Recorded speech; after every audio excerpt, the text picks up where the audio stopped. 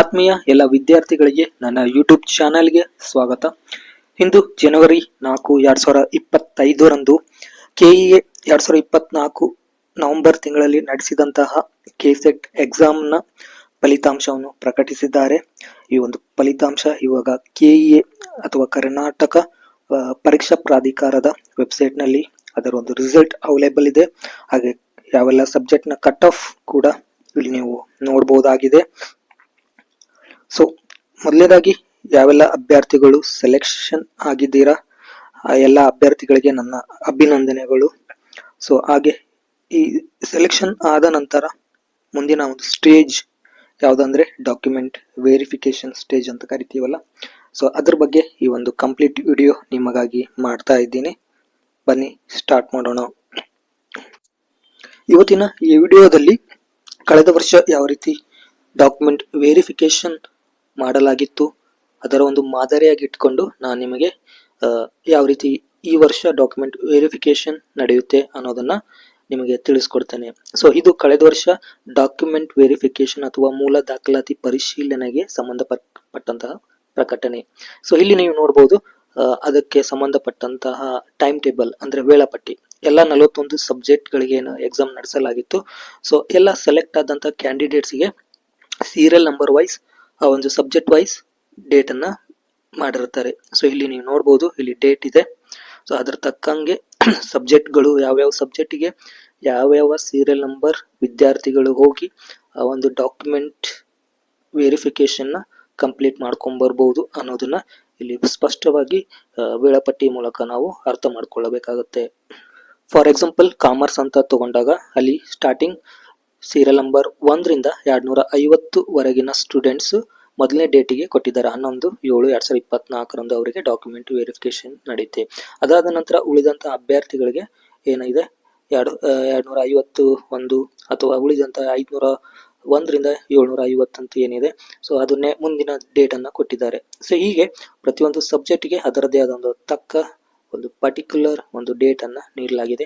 ಆ ಒಂದು ಡೇಟಿಗೆ ಮಾತ್ರ ನೀವು ಹೋಗಿ ಡಾಕ್ಯುಮೆಂಟ್ ಅಥವಾ ಮೂಲ ದಾಖಲೆ ಪರಿಶೀಲನೆಗೆ ಅಟೆಂಡ್ ಆಗಬೇಕಾಗಿರುತ್ತೆ. ಸೊ ಡಾಕ್ಯುಮೆಂಟ್ಸ್ ವೆರಿಫಿಕೇಶನ್ಗೆ ಹೋಗುವಾಗ ನೀವು ಒರಿಜಿನಲ್ ಡಾಕ್ಯುಮೆಂಟ್ಸ್ ಗಳ ಜೊತೆಗೆ 2 ಸೆಟ್ ಜೆರಾಕ್ಸ್ ಕಾಪಿಗಳನ್ನ ತಗೊಂಡು ಹೋಗ್ಬೇಕಾಗುತ್ತೆ. ಸೊ ಈ 2 ಸೆಟ್ ಜೆರಾಕ್ಸ್ ಕಾಪಿಗಳ ಮೇಲೆ ನಿಮ್ಮ ಹತ್ತಿರದಲ್ಲಿರುವ ಯಾರಾದ್ರೂ ಗೆಜೆಟೆಡ್ ಆಫೀಸರ್ಸ್ ಗಳ ಅಟೆಸ್ಟೆಡ್ ಆಗಿರಬೇಕು. ಯಾವುದ್ರ ಮೇಲೆ ಅಂದ್ರೆ ಈ 2 ಸೆಟ್ ಇರುವಂತಹ ಜೆರಾಕ್ಸ್ ಕಾಪಿಗಳ ಮೇಲೆ. ಸೊ ಮೊದಲನೇದಾಗಿ ನಿಮ್ಮ ಪರೀಕ್ಷೆಯ ಪ್ರವೇಶ ಪತ್ರ, ಹಾಲ್ ಟಿಕೆಟ್ ಅಥವಾ ಅಡ್ಮಿಟ್ ಕಾರ್ಡ್ ಅಂತ ಏನ್ ಹೇಳ್ತೀವಿ ಅದನ್ನ ಇಟ್ಕೊಂಡಿರ್ಬೇಕಾಗುತ್ತೆ. ಒಂದು ವೇಳೆ ಇಲ್ಲ ಅಂದ್ರೆ ನೀವು ಕೆಇಎ ವೆಬ್ಸೈಟ್ ಗೆ ಹೋಗಿ ಅಲ್ಲಿ ಡೌನ್ಲೋಡ್ ಮಾಡ್ಕೊಂಡು ತಗೊಂಡು ಹೋಗಿ. ಸೊ ನಂತರ ಮುಖ್ಯವಾಗಿ ಆಧಾರ್ ಕಾರ್ಡ್ ಬೇಕಾಗಿರುತ್ತೆ. ಸೊ ಹಾಗೆ ಇದ್ರ ಜೊತೆಗೆ ನೀವು ನಾನು ಸಜೆಸ್ಟ್ ಮಾಡ್ತೀನಿ ಒಂದು SSLC ಒರಿಜಿನಲ್ ಮಾರ್ಕ್ಸ್ ಕಾರ್ಡ್ ಕೂಡ ಇಟ್ಕೊಂಡಿರಿ ಆಧಾರ್ ಕಾರ್ಡ್ ಜೊತೆಗೆ. ಅದು ಕೂಡ 3 ಸೆಟ್ ಜೆರಾಕ್ಸ್ ಕಾಪಿನ ಇಟ್ಕೊಂಡಿರಿ.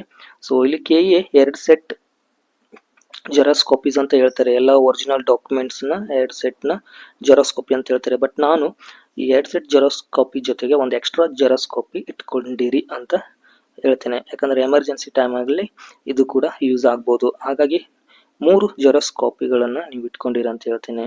ಸೊ ಮತ್ತೊಮ್ಮೆ ನಾನು ನಿಮಗೆ ತಿಳಿಸಿ ಹೇಳ್ತೇನೆ, ಕೆಇಎ ಹೇಳಿದ ಹಾಗೆ ನಿಮ್ಮ ಒರಿಜಿನಲ್ ಡಾಕ್ಯುಮೆಂಟ್ಸ್ ಗಳ ಜೊತೆಗೆ at least minimum 2 set xerox copies ನೀವು ತೆಗೆದುಕೊಂಡು ಹೋಗ್ಬೇಕಾಗಿರುತ್ತೆ.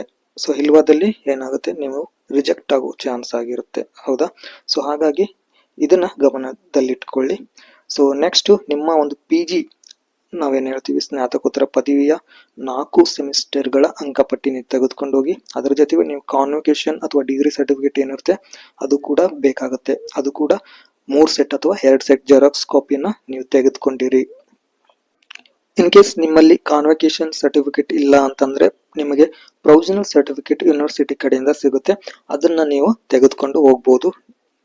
ನೆಕ್ಸ್ಟ್ ಮುಖ್ಯವಾಗಿ ಬೇಕಾದಂತಹ ಡಾಕ್ಯುಮೆಂಟ್ಸ್ ಯಾವ್ದಂದ್ರೆ ನಿಮ್ಮ ಒಂದು ಅಪ್ಲಿಕೇಶನ್ ನಲ್ಲಿ ಯಾವ್ದಾದ್ರು ಮೀಸಲಾತಿಯನ್ನು ನೀವು ಪಡೆದುಕೊಂಡಿದ್ದಲ್ಲಿ ಸೊ ಅಂತಹ ಒಂದು ಡಾಕ್ಯುಮೆಂಟ್ಸ್ ನ ನೀವು ತೋರಿಸಬೇಕಾಗುತ್ತೆ. ಫಾರ್ ಎಕ್ಸಾಂಪಲ್ ನೀವು SC ಅಥವಾ ST ಅಥವಾ OBC ವಿದ್ಯಾರ್ಥಿಗಳಾಗಿದ್ದಲ್ಲಿ ಅಂತ ಪರ್ಟಿಕ್ಯುಲರ್ ಒಂದು ಫಾರ್ಮ್ಯಾಟ್ ಅನ್ನ ಇಲ್ಲಿ ನೀಡಲಾಗಿದೆ. ಆ ಒಂದು ಫಾರ್ಮ್ಯಾಟ್ ಅಲ್ಲಿ ನಿಮ್ಮ ಸರ್ಟಿಫಿಕೇಟ್ ಇರಬೇಕಾಗುತ್ತೆ.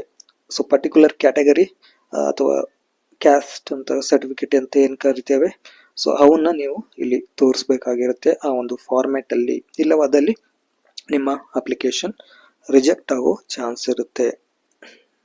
ಸೊ ನೆಕ್ಸ್ಟ್ ಎಲ್ಲ ವಿದ್ಯಾರ್ಥಿಗಳಿಗೆ ಮುಖ್ಯವಾಗಿ ಬರುವಂತಹ ಕ್ವಶನ್ ಏನಂದ್ರೆ, ಸೊ ಅವರು ಖುದ್ದಾಗಿ ಹಾಜರಾಗಬೇಕಾ ಅಥವಾ ಯಾರಾದರೂ ರಿಲೇಟಿವ್ಸ್ ಅನ್ನ ಕಳಿಸ್ಬೇಕಾ ಅಂತ ಒಂದು ತಲೆಯಲ್ಲಿ ಇರುತ್ತೆ, ಹೌದಾ? ಸೊ ಇಲ್ಲಿ ಸ್ಪಷ್ಟವಾಗಿ ಕೊಟ್ಟಿದ್ದಾರೆ, ಯಾವ ಅಭ್ಯರ್ಥಿ ಎಕ್ಸಾಮ್ ಬರೆದಿರ್ತಾರೆ ಆ ಅಭ್ಯರ್ಥಿನೇ ಅಲ್ಲಿ ಹೋಗಿ ಡಾಕ್ಯುಮೆಂಟ್ಸ್ ವೆರಿಫಿಕೇಶನ್ ನ ಮುಗಿಸಿಕೊಳ್ಬೇಕಾಗತ್ತೆ. ಇಲ್ಲವಾದಲ್ಲಿ ಆ ವಿದ್ಯಾರ್ಥಿಗೆ ಏನಾದರೂ ಆರೋಗ್ಯದ ಸಮಸ್ಯೆ ಇದ್ದಲ್ಲಿ ಅಂತಹ ವಿದ್ಯಾರ್ಥಿಗಳು ವೈದ್ಯಕೀಯ ಒಂದು ಪ್ರಮಾಣ ಪತ್ರ ಅಥವಾ ಸರ್ಟಿಫಿಕೇಟ್ ಅಂತ ಏನಿರ್ತೀವಿ, ಮೆಡಿಕಲ್ ಸರ್ಟಿಫಿಕೇಟ್ ತೋರಿಸಿ ಅವರ ಪರವಾಗಿ ಯಾರಾದರೂ ಒಬ್ರು ರಿಲೇಟಿವ್ಸ್ ಅಟೆಂಡ್ ಆಗಬೇಕಾಗಿರುತ್ತೆ. ಇಲ್ಲವಾದಲ್ಲಿ ಕಂಪಲ್ಸರಿ ಆ ವಿದ್ಯಾರ್ಥಿನೇ ಅಲ್ಲಿ ಹೋಗಿ ಡಾಕ್ಯುಮೆಂಟ್ಸ್ ವೆರಿಫಿಕೇಶನ್ ನ ಕಂಪ್ಲೀಟ್ ಮಾಡಿಕೊಂಡು ಬರಬೇಕಾಗಿರುತ್ತೆ. ಕೊನೆಯದಾಗಿ ನಿಮಗೊಂದು ಅಕ್ನಾಲೇಜ್ಮೆಂಟ್ ಅಂತ ಕೊಡ್ತಾರೆ, ಅದನ್ನ ನೀವು ಒಂದನ್ನ ಸೈನ್ ಮಾಡಿಸಿ ಸೀಲ್ ಹಾಕ್ಸ್ಕೊಂಡು ನೀವು ಒಂದು ಕಾಪಿನ ನಿಮ್ಮ ಹತ್ರ ಇಟ್ಕೊಂತೀರಾ, ಇನ್ನೊಂದನ್ನ ನೀವು ಕೆಇಗೆ ಸಬ್ಮಿಟ್ ಮಾಡ್ತೀರಾ. ಸೊ ಇದಾದ ನಂತರ ಅಲ್ಲಿಯ ಆಫೀಸರ್ಸ್ ನಿಮಗೆ ಕೇಳ್ತಾರೆ, ನೀವು ಕೆಸೆಟ್ ಸರ್ಟಿಫಿಕೇಟ್ ನ ಬೈ ಪೋಸ್ಟ್ ರಿಸೀವ್ ಮಾಡ್ಕೊಂತೀರಾ ಅಥವಾ ಕೆಲವು ದಿನ ನಂತರ ನೀವೇ ಅಲ್ಲಿಯ ಆಫೀಸಿಗೆ ಹೋಗಿ ಬೈ ಹ್ಯಾಂಡ್ ಕಲೆಕ್ಟ್ ಮಾಡ್ಕೊಂತೀರಾ ಅಂತ ನೀವೇ ಅದನ್ನ ಡಿಸೈಡ್ ಮಾಡಿ ಅವರಿಗೆ ಹೇಳಬೇಕಾಗಿರುತ್ತೆ. ಸೊ ಇದಿಷ್ಟು ಡಾಕ್ಯುಮೆಂಟ್ಸ್ ವೆರಿಫಿಕೇಶನ್ಗೆ ಸಂಬಂಧಪಟ್ಟಂತಹ ಮಾಹಿತಿ. ನಿಮಗೆ ಇನ್ನಿತರ ಏನಾದರೂ ಮಾಹಿತಿ ಅಥವಾ ಏನಾದರೂ ಕ್ವಶನ್ಸ್ ಇದ್ರೆ ನೀವು ತಳಗಡೆ ಕಾಮೆಂಟ್ಸ್ ಅಲ್ಲಿ ಹಾಕಿ ನಾನು ರಿಪ್ಲೈ ಮಾಡ್ತೀನಿ ಅಂತ ಹೇಳ್ತೀನಿ. So thank you for watching.